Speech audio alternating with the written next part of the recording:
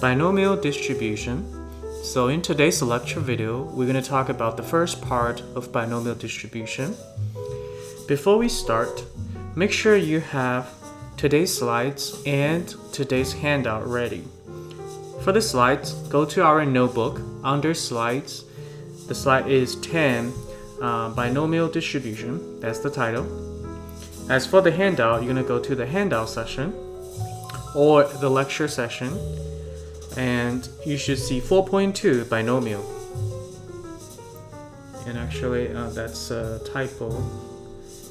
Let's correct that, binomial. You could print it out, or if you have a printer. If you don't have a printer, it's fine. You could look at this document on your computer screen and then write your answers on your scratch paper or your notebook. Alright, let's get ready and start today's session. First, binomial distributions.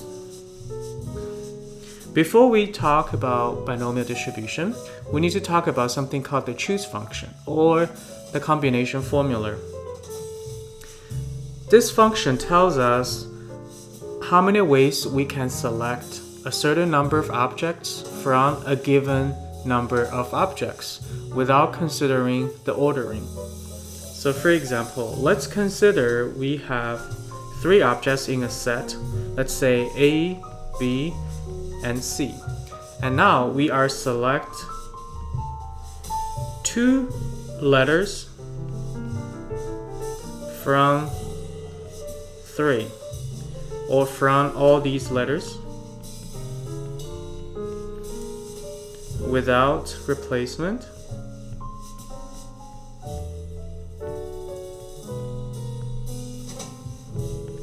If that's the requirement, then we could actually manually write down all the possible selections. Since we're only choosing 2, I could have A and B. I could choose A and C. I can also choose B and C. If you choose B and A, C and A, C and B, they're the same as these 3 combinations. Therefore, we have 3 ways to choose 2 letters from these letters without replacement. And if I use the choose function or the combination formula to write, it's simply 3C2. And the first number 3 is the total number of objects. And this 2 is the number of selection. We are choosing 2 objects from 3 that's available. According to our listing, our enumerating, we have these possible ways, and there are a total of 3 possible ways. So 3C2 is simply 3. That is, if you don't want to use the formula to calculate, you basically list it out. But most of the time, the number is going to be big, and it's not going to be realistic to actually do this by hand every single time by listing them out. What if you missed one? What if you double counted? Therefore, we have a formula for this choose function, which is on the left-hand side.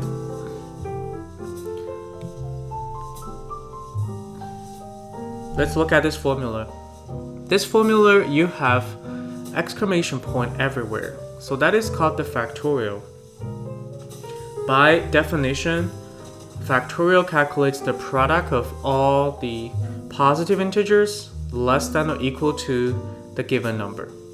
So in this case, for example, if I have, let's say, 2 factorial, then we simply calculate all the positive integers that are less than or equal to 2.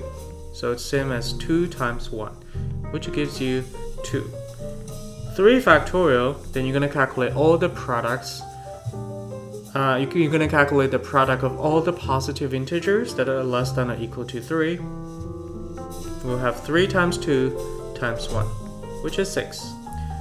4 factorial, then you're going to calculate all the positive integers less than or equal to 4 multiplying together. So that's 4 times 3 times 2 times 1, which is 24. And there's a special case 0 factorial. If you have 0 factorial, it is 1. So this is using the formula to calculate combination. Let's use some examples. Number 1, 2c1. If we plug it into the formula, we will have 2 factorial over n minus k, where k is 1, n is 2, so that's simply 2 minus 1 factorial. And then k factorial, which is 1 factorial. And then you could carry out the calculation. On the top is 2 times 1. On the bottom is 1 times 1. So the answer is simply 2. You could also think that there are only two ways to choose one object from two objects without replacement. So I would like you to pause this video at this point and try to calculate number 2, number 3, and number 4 using this formula.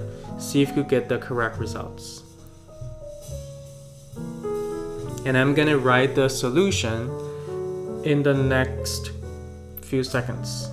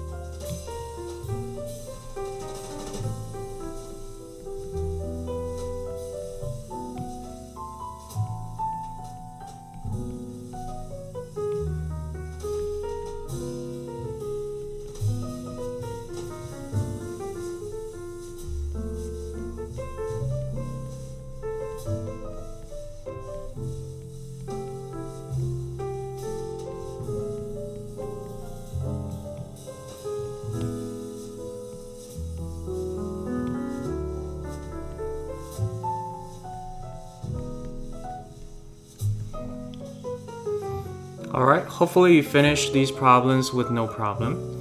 If you use the formulas, I try to show all the steps, so you simply follow and simplify. There's a little tip: when you expand the factorial, you don't have to write times 1. Because every number times 1, it's still the number itself. So you could just end at 2 when you expand the factorial. After you expand the factorial, you can always cancel out all the numbers in the denominator from the factors on the top. So you could actually cancel them out by simply doing a division. So that's how I have those little crosses in my solution. There's an easy way to solve these kind of combination problems. You could use your calculator. So if you have your calculator, most calculator nowadays has statistic functions, and this is one of them. On your calculator, you will be looking for this function probably. So you will be looking for this function. If you have this function on your calculator, then you could simply use this function to calculate any combination that you want with just several buttons. Alright, now we're going to move on to today's real topic, the binomial probability distribution. Here are several things about binomial probability distributions. First one, it's a distribution for discrete random variables only. Remember, discrete random variables, those are the variables that takes numerical value and the numerical values are countable. And it offers a mode for situations where we have n repeated trials of an experiment. So you're basically doing the same thing again and again for a fixed number of times. Now let's see what are some requirements for binomial distributions.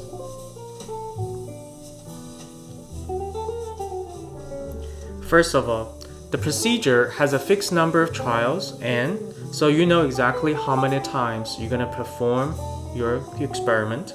And every time you're repeating the same thing again and again. Number 2, the trials must be independent. So meaning that every time you perform the experiment, your previous trial does not affect your current trial. And your current trial will not affect your subsequent trial. Number 3, each time you repeat your experiment, there are only 2 possible outcomes. And we often call them the success and the failure. So for example, if I flip a coin, there are only 2 things that can happen, right? If I flip it only once, then I could either get a head or a tail. I could say that if I get a head, it's a success. Then that means if I get a tail, I got a failure. But you could also say, I want to make my tail success. Well, no problem. You could say that as well. Then in that case, if you get a tail, then you have a success. So success and failure, in reality, success is usually what you're interested in, and that's the success. And the other outcome will simply become the failure.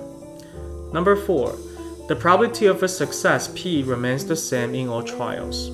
So I can use the coin tossing example again.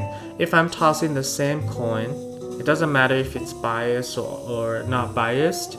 Every time I flip the coin, I have the same probability of getting the success or getting the head in this case.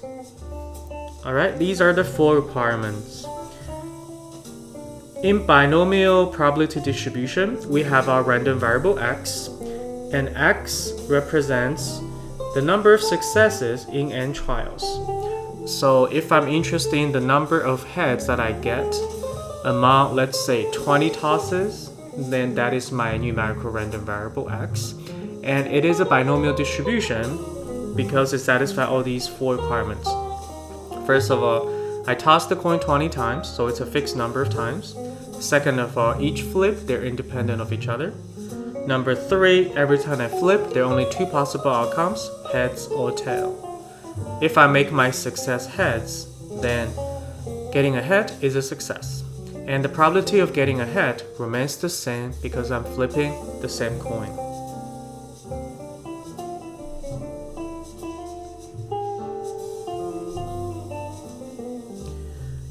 One more thing I want to talk about is binomial distribution. There are only 2 numbers that you need to know. For any binomial distribution, these are the 2 numbers.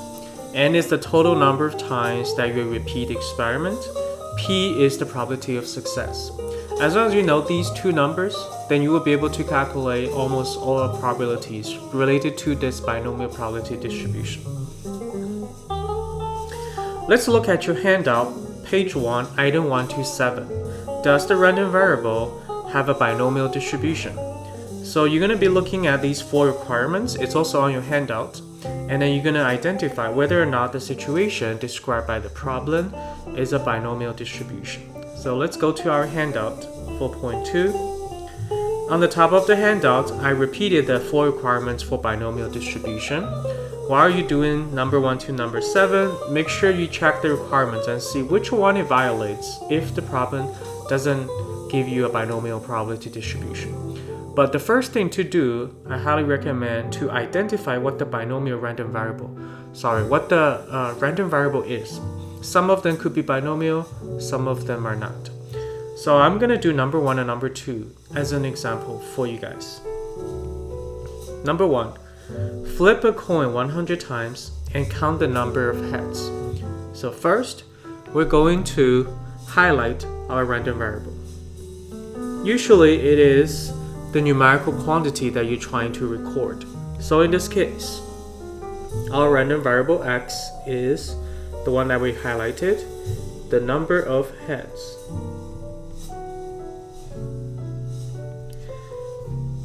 Is this a binomial random variable? Then we have to look at the 4 requirements on the top. Number 1, you repeat the experiment a fixed number of times. Do we repeat the experiment a fixed number of times? Yes, right? The first requirement is yes, because our n is 100. We flip the coin 100 times. Number 2, all trials are independent. So number 2 also satisfied because coin toss are independent. so that also satisfies. Number 3, there are only 2 possible outcomes in each trial. Every time we flip a coin, we only get heads or tails. Heads or tail. So it is also correct. We also satisfy the 3rd requirement. So here's a question for you. Which one is the success? Is it the head or the tail? And also, how do you know? Well, you have to look at your random variable. Our random variable, we care about the number of heads. Therefore, H is the success. If you get a head, then you get a success. Number 4, probability of success remains the same in all trials. Since we're tossing or flipping a coin, it's the same coin. If it's a fair coin, then probability of success, which is simply probability of getting a head, will be 1/2, and that will be the same for all trials. So it's also satisfied. Therefore, number 1, your answer is yes. It is a binomial random variable. Number 2, flip a coin and count the number of flips until you obtain a head for the first time. First, let's highlight our random variable. Number of flips until you obtain a head for the first time. So this is actually our random variable x. At this time, I'm not going to copy it because it's a lot of writing. So I'm just going to highlight and then do an arrow. That is our random variable x. Again, it's numerical. It's number flips. Think about what happened in reality, right? I flip a coin, maybe it only took me 1 time to get a head for the first time. Or you might be very unlucky. It took you 10 times to get your first head. As you can see, this is a random variable. It varies. It's also numerical. Let's check if this random variable is binomial. Requirement number 1. Do we repeat an experiment a fixed number of times? You might say in the 2 situations that I described, in the first situation, I flipped it once and got a head. In the second situation, I flipped it 10 times and I got a head for the first time. It is a fixed number, is it? Well, it's not. Fixed number means you know exactly how many times you're going to flip, and you know exactly when you're going to stop. That's what it means by a fixed number of times. So in this case, our n is not fixed. Because every time you do it, you probably will get a different n until you get your first head. So the first requirement is already violated. Therefore, you could simply say that no, this random variable is not a binomial random variable because the first requirement is violated. Alright, please pause this video and complete number 3 to number 7 and continue the video when you are done.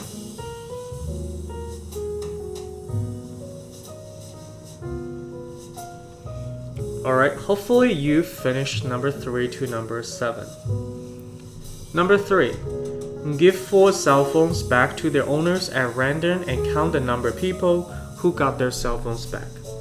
First, let's isolate our random variable. The number of people who got their cell phone back. So this will be our random variable x. Here, some people might have some trouble with the situation right here. So we're assuming that we're giving the cell phone back without replacement. So you're just randomly distribute cell phones to people, and some of them might got their cell phone back, some of them might got someone else's cell phone. That's basically what it is. Now let's look at the 4 requirements. First, do we repeat the experiment a fixed number of times? Well, what is the experiment? The experiment is giving a cell phone back to a random people. And how many times do we repeat it? Since there are 4 cell phones to give back, we repeat it 4 times.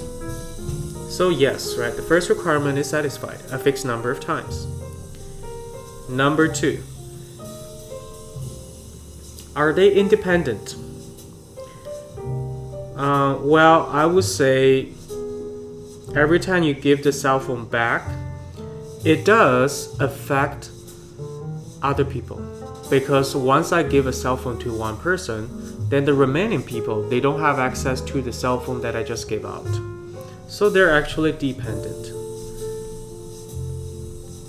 They do affect each other. Therefore, the second requirement is violated.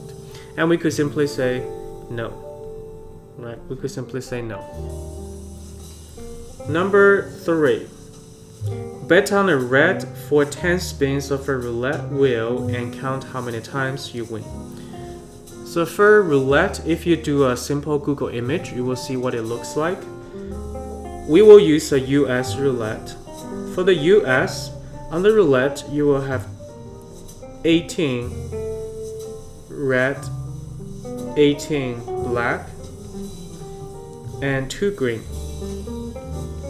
So that is what a US roulette will look like. If you do a European, you might look slightly different. So this is what we're going to be using. Let's see the random variable here. How many times you win, right? So it's basically the number of times that you win. And this is our random variable x, number of times you win. Is this a binomial random variable? First, do we complete the experiment a fixed number of times? Well, it didn't say, right? It didn't mention in the problem. Actually, it did. Bet on a red for 10 spins.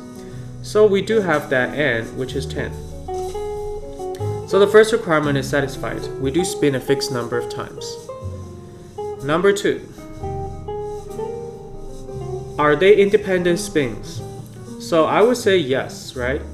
They are independent. The spins, they don't really affect each other. You don't carry on your results to your next spin. So they're actually independent. Number 3, every time you spin, do we only have 2 possible outcomes? So you might say, well, we have 3 outcomes. You could land on red, land on black, or land on green. Are there 3 possible outcomes?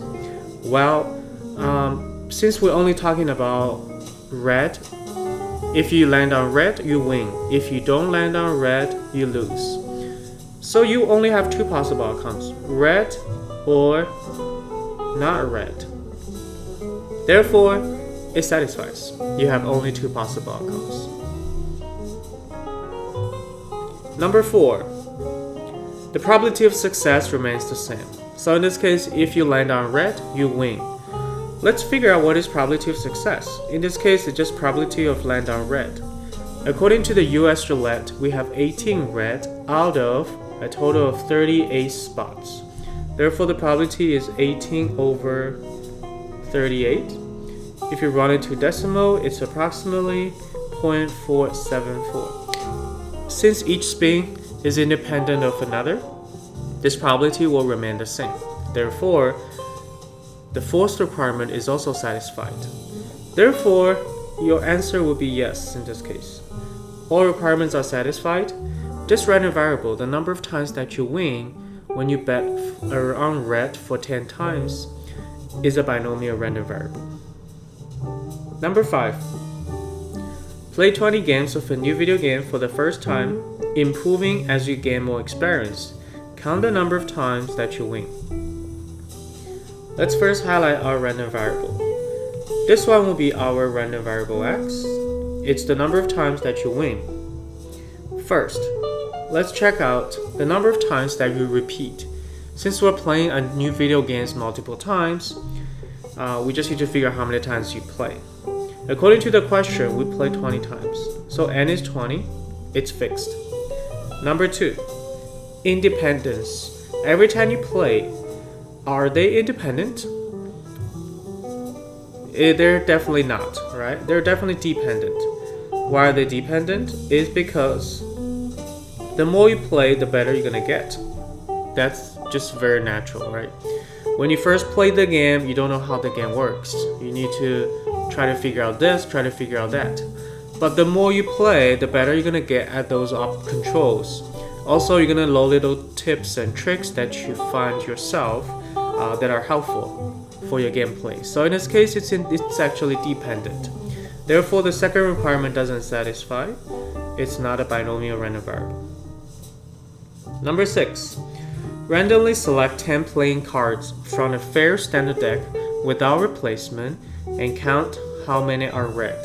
So in this case, our random variable x is number of red that you got from a standard deck of cards. So that is our random variable. Let's check out each requirement. First, number of times that you repeat. We are selecting 10 cards from a deck. So basically selecting one card from the deck 10 times. Therefore, n is fixed and it's 10. First requirement satisfied. Second requirement, are they independent? Well, there's a keyword from the question. It says we are selecting without replacement.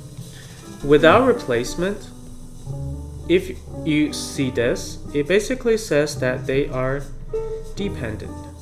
Or these selection, they're dependent.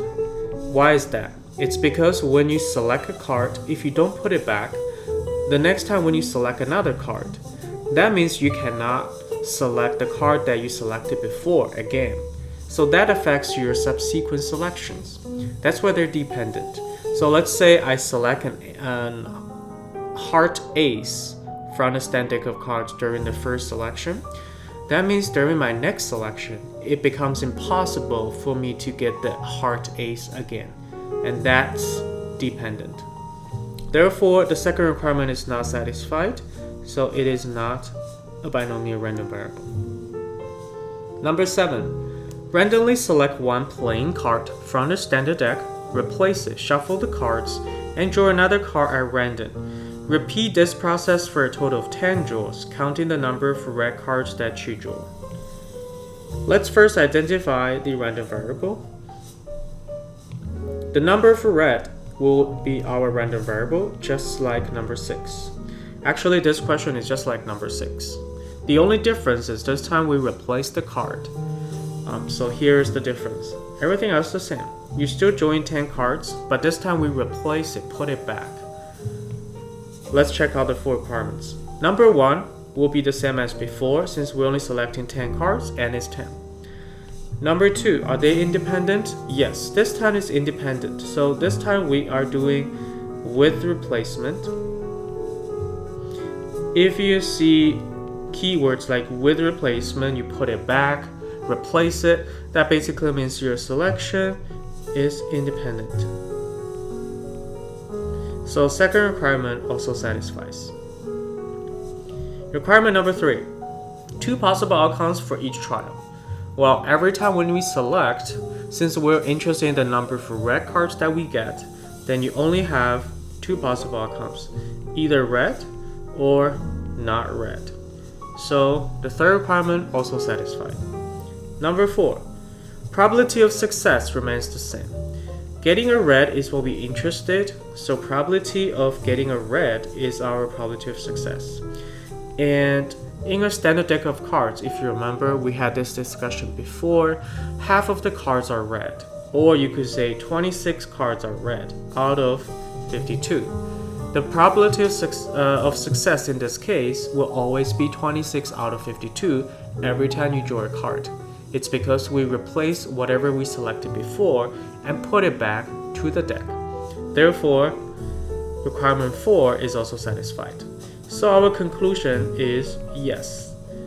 This random variable is also a binomial random variable. Alright, these exercises are basically helping you to identify binomial random variables. You want to make sure that the random variable that you identify has to satisfy all these 4 requirements. All these 4 requirements all at the same time. If one of them is violated, then the random variable that you identified is not a binomial random variable.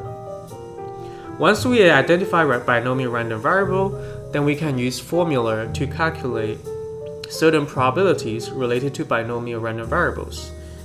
And those formulas are actually very helpful. It can help us calculate complicated situations. So let's go back to our slide. This is the binomial formula that you should put on your cheat sheet. Probability of x equals k equals, and you have this expression. As notice that we have the choose function that we talked about earlier and choose k. So that's why you need to know how to calculate that either by formula, by hand, or use your calculator.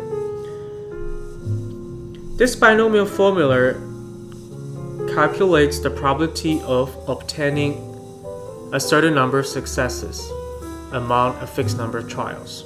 So that is what this formula is for. There is a better way to interpret this formula, which is right here. For any kind of scenario, you could use this formula instead of the original one. Probability of x successes in n trials, so that's usually what the problem is, equals first part, that's the choose function part, number of ways that you can obtain x successes in trials, times probability of success raised to the power that is equal to the number of successes. So these two are actually correlated to each other, they're corresponding to each other. And then you multiply by probability of failure raised to the number of failures. So let's look at an example on your handout. Second page of your handout.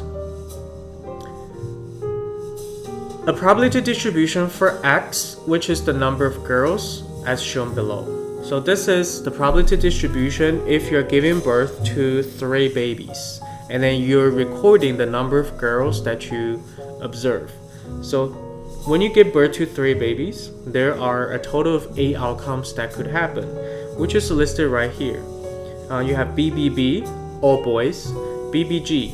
So the first 2 are boys, the last one is a girl. Or GBB, BGB, GGB, BGG, GBG, GGG.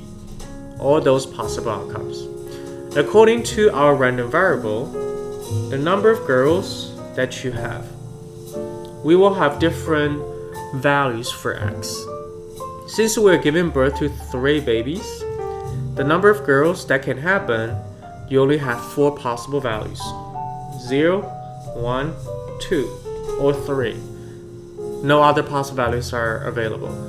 And then for each of them, we could find out the corresponding outcomes. So for example, the first one, if x takes the value of 0, meaning you don't have any girls in your 3 babies, then the sequence for your 3 babies have to be BBB. So BBB is the first desired outcome, and when you calculate the probability, it's simply 1 out of all 8 possible outcomes. And then you could do the same thing for the other situations. 1 girl, we have BBG, GBB, and BGB. That's 3 out of 8. We also have 2 girls. That's GGB, BGG, GBG. 3 out of 8 again. And finally, 3 girls. All babies are girls. That's GGG, with a probability of 1 out of 8.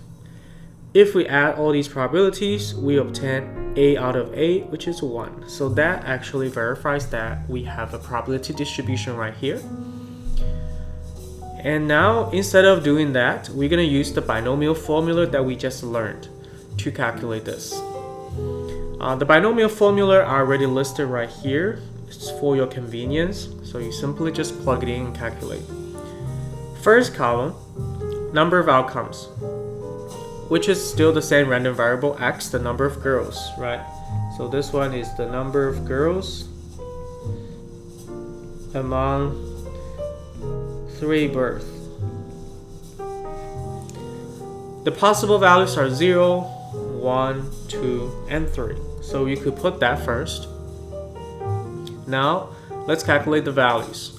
The first one, probability of 0, so probability of getting no girl. If you plug it into the formula, the first part will be 3 choose 0, because we didn't get any girl. And then the second part is probability of success. We assume that boys and girls are equally likely, so each of them will be 1/2. The second part will be 1/2 raised to the power of 0, which is the number of girls that you have. We don't have any girls, so that's 0. And then the third part will be 1 minus p, probability of boys in this case. Since girls and boys are equally likely, it's the same as 1/2. But in the formula, I put a 1 minus p because in some situation, the probability of success and the probability of failure, they're not equally likely. So you have to actually calculate what is probability of failure, or sometimes probability of success. That's why I put 1 minus 1/2 here, even though you know the answer is just 1/2 inside. And then raise to the number of failures. In the formula is n minus x. In reality, you could quickly figure out what that value is. In this case, since our number of success or number of girls is 0 out of 3 babies, that means the number of boys has to be 3. Or you could simply write as 3 on the top, instead of doing 3 minus 0. And then after you finish this, then you simply calculate each part. I highly recommend that you calculate each part separately, right like what I did. 1 times 1 times 1 over 8, and then you calculate. Let's use the next one as an example. Probability of 1. This time we're calculating what's the probability of having 1 girl among 3 births. That girl could be the first one, the second one, or the third one. To apply the formula, first, n is 3 because we only repeated 3 times. You're giving birth to 3 babies. We're choosing 1 because that's the number of girls that we're interested in. In this row, we're calculating probability of getting 1 girl. So that is 1. Multiply by probability of girl, which is 1/2. You could also do 0.5 if you want. Raise to the number of girls. Since we have 1 girl, so it's just the first power. And then multiply by 1 minus p, or probability of boys. So I'm just going to write 1 over 2 again, because we know it's just 1 minus 1/2, which is 1/2. And raise to the number of failures. In this case, it will be boy. If you get a boy, it's a failure. How many boys will we get if you get 1 girl out of 3 births? Well, apparently it's going to be 2 boys. So raising to the second power. You could also do 3 minus 1, but it's not necessary. And after that, we use your calculator to calculate. If you use your calculator, 3C1 is going to give you 3. 1/2 to the first, it's just 1/2. And then 1/2 to the second, it's 1/4. So that is our probability. And if I multiply out, I'm going to get 3 over 8. And by the way, if you convert the 1/2 to decimals and use your calculator to calculate, first one's going to give you 0.125. Second one's going to give you 0.375. Number 2, probability of 2. First, the total number of babies is 3. That's n, so it's still 3. And we're choosing 2 this time because we're having 2 girls. Multiply by probability of girl, which is 1/2, raised to the number of girls. We have 2 girls, so it's 2. Multiply by probability of failure, which is probability of boy. Since they're equally likely, it's also 1/2. If it's not equally likely, you just do 1 minus probability of success. And raised to the number of failures, or the number of boys. We have 2 girls out of 3, so we only have 1 boy. That's the power. Equals, and then you calculate. If you calculate on your calculator, 3C2 is 3. 1 over 2 squared is 1 over 4. And 1/2 by itself, because it's raised to the first power. If I multiply all those 3, I'm going to get 3 over 8 again, which is the same as 0.375. Alright, I'd like you to pause this video, calculate P of 3 in the next row. Make sure you match with the formula on the top, and then once you have the expression, use your calculator to calculate, see what you get. Once you finish, continue the video.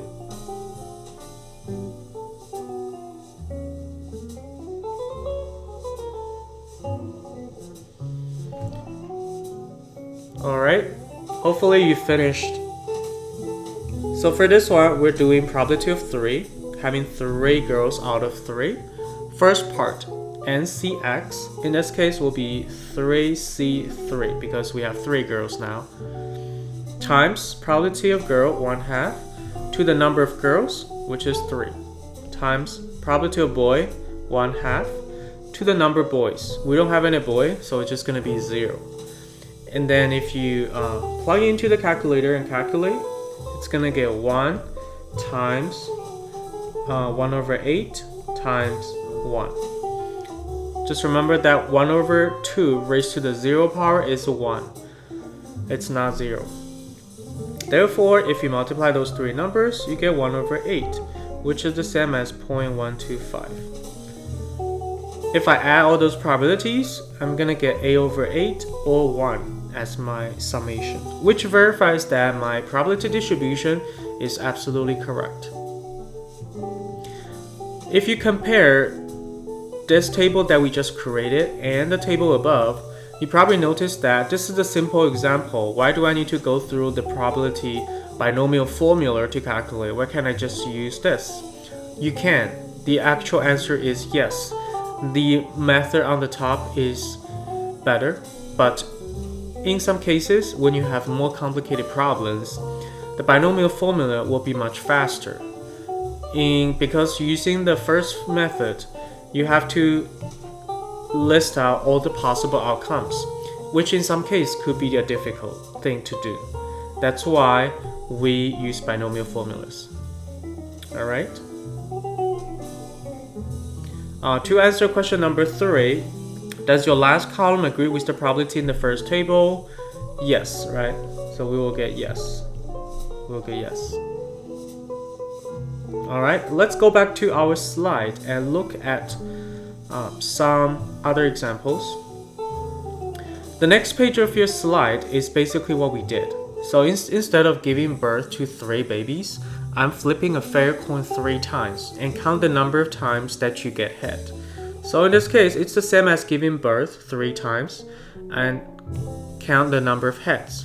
In our case, we're not looking at the head, we're looking at the number of girls, G. That's the only difference. Everything else the same. Therefore, the binomial calculation would just be on the next, would just be what we did in class on the handout. So this part is exactly the same as what we did before. I'm gonna skip that example, looking at the next part. Next part is, instead of doing 3 coins, what if we flip 4 coins? Well, 4 coins, there's gonna be 16 outcomes. So it's gonna take a while for you to list out everything out and then try to categorize them. So this time, a binomial distribution, or if you know a binomial formula, is gonna help. The first thing to do is identify your random variable x. Our random variable x is still the number of heads. Since we're flipping a coin 4 times, or you flipping 4 coins, it's the same thing. There are only 5 possible outcomes. 0, 1, 2, 3, 4. That's the number of heads that you can get if you flip a coin 5 times. And for each of them, to calculate the probability, we simply apply the binomial formula for each of them. So I listed out the expressions right here. Notice that the probability of getting ahead is not 0.5 anymore, because in the question I said it's a biased coin. And I also told you that the probability of success, getting ahead, is 0.6. So that basically tells you that probability of failure or getting a tail is 1 minus 0.6, which is 0.4. And then we plug it into the formula. That's why you have 4 choose a different number of heads, and then you have 0.6 probability of heads raised to the number of heads that you get, multiplied by probability of failure, which is 0.4 raised to the number of tails that you get. And then you calculate, and that's the probability distribution. According to this probability distribution, you could answer questions like this. Probability of getting at least 2 heads. So by looking at this table, getting at least 2 heads, we need 2, 3, and 4. So you have to add all those 3 probabilities, and we get 0.8208.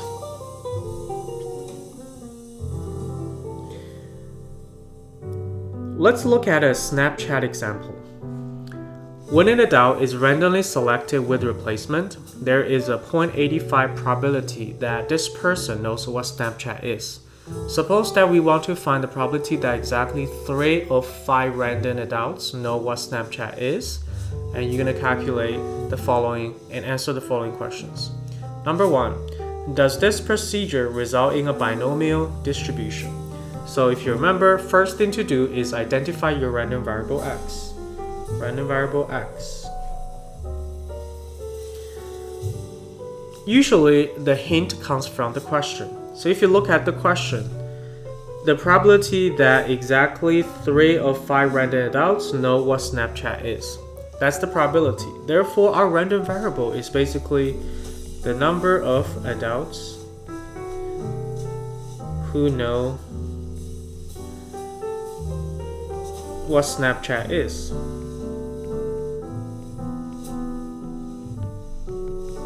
So that's basically our random variable x. And now let's use those 4 requirements to check whether or not x is a binomial random variable. Requirement 1. Do we repeat the experiment a fixed number of times? Well, what are we doing? What is the experiment? Apparently, you're asking people, do they know Snapchat? And how many times do we repeat that experiment? 5. How do you know it's 5? It's because in the question, it says exactly 3 of 5 random adults know what Snapchat is. So it is out of 5 random adults. Basically means that we're only asking 5 people, and we count how many people among them actually know what Snapchat is. So the first requirement is satisfied. Number 2, are they independent? Even though this question didn't mention, but it's probably independent, right? So usually we will just assume that they're independent, because usually when we ask people, we'll probably ask random people. Those people do not know each other. Even if they do, they probably don't know that their friends were being asked. So we assume they're independent. We assume. Number 3. Every time we ask a person whether or not you know Snapchat, there are only 2 possible outcomes. It's a yes-no situation, right? Either yes or no. So it's also satisfied. So in this case, we're not considering the case where some people may say maybe. We're just gonna consider these 2 possible outcomes to make it simpler for us. Requirement number 4, probability of success. If the person that you ask knows what Snapchat is, then it's a success. Do we know the probability that a person knows Snapchat? Well, in the question, it did tell you. If you look at the first sentence, there's a 0.85 probability that this person knows what Snapchat is. So the probability of knowing Snapchat is actually 0.85. And that stays the same for any people that you ask. Because we're assuming that we're asking random people, they're independent. Therefore, our answer is yes. This random variable x, which is the number of adults who know what Snapchat is a binomial random variable.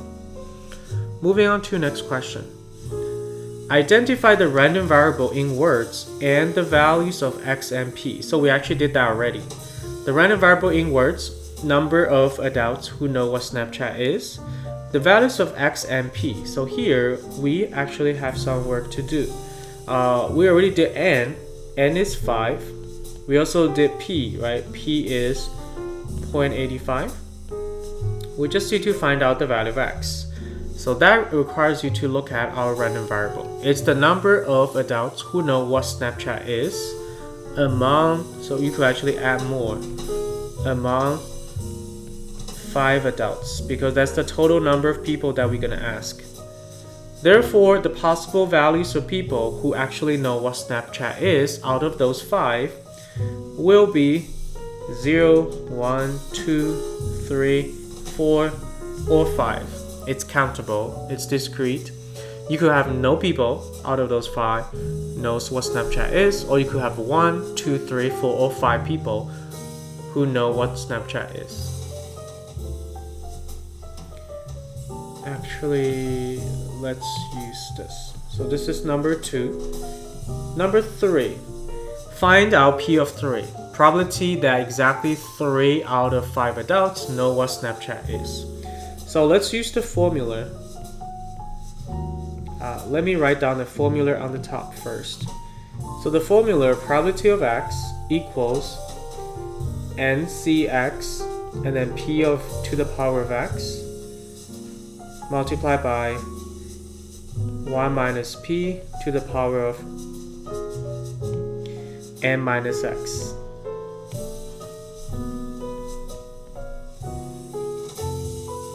Let's corresponding our values into this formula.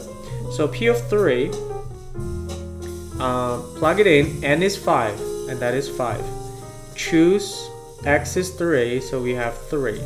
Multiply by p, which is 0.85, raised to the power of x, which is the number of success, number of people who know Snapchat, and that's 3, times probability of failure. It's the probability of people who don't know Snapchat.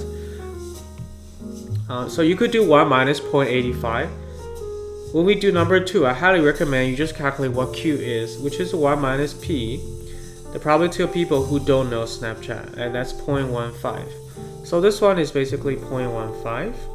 And raised to n minus x, or the number of people out of 5 who don't know what Snapchat is. Since 3 out of 5 know, that means 2 out of 5 they don't know.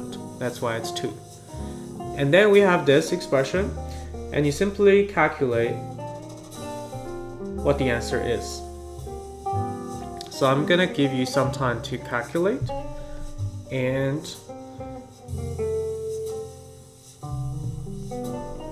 see if you will get the right answer.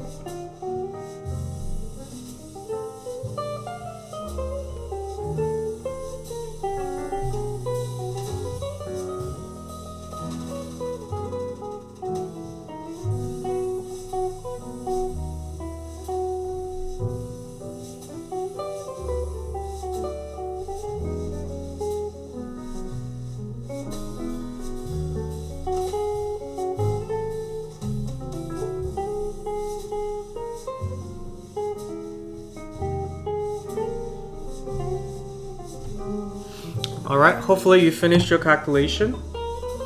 So if you finish the calculation, you could check each part. First part, 5c3, you're gonna get 10. And then 0.85 raised to the third power. And then you also have 0.15 raised to the second power. If you calculate those two parts, it's gonna give you 0.01382. And finally, combine all those three parts, it's gonna give you 0.1382 as your final results. So what that means is about 14% of chance that exactly 3 out of 5 random adults that you surveyed will know what Snapchat is.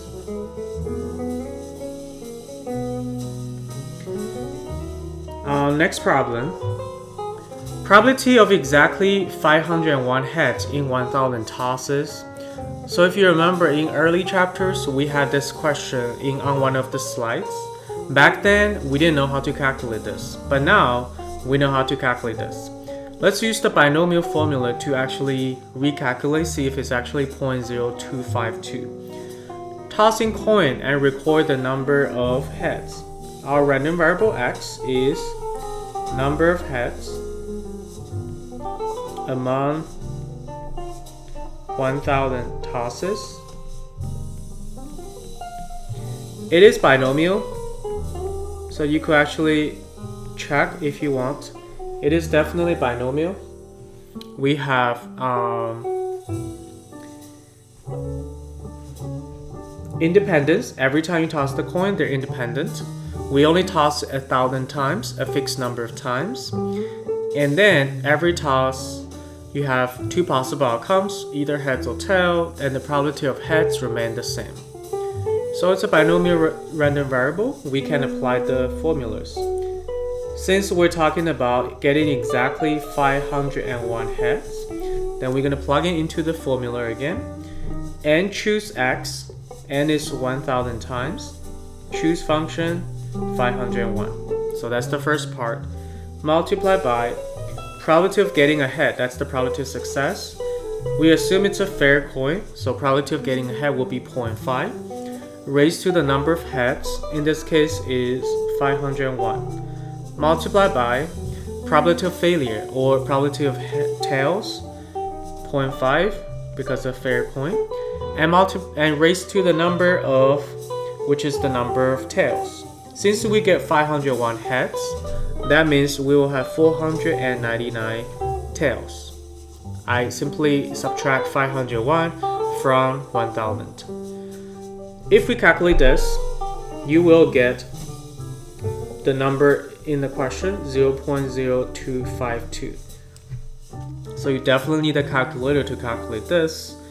Once you finish that, you will be able to see, using binomial formula, we could calculate complicated problem questions like this one, which is not very normal if you want to calculate by hand. So that's pretty much it for today. On Friday, we are going to have a live session, and we're going to finish the handout, page 3 and page 4 together.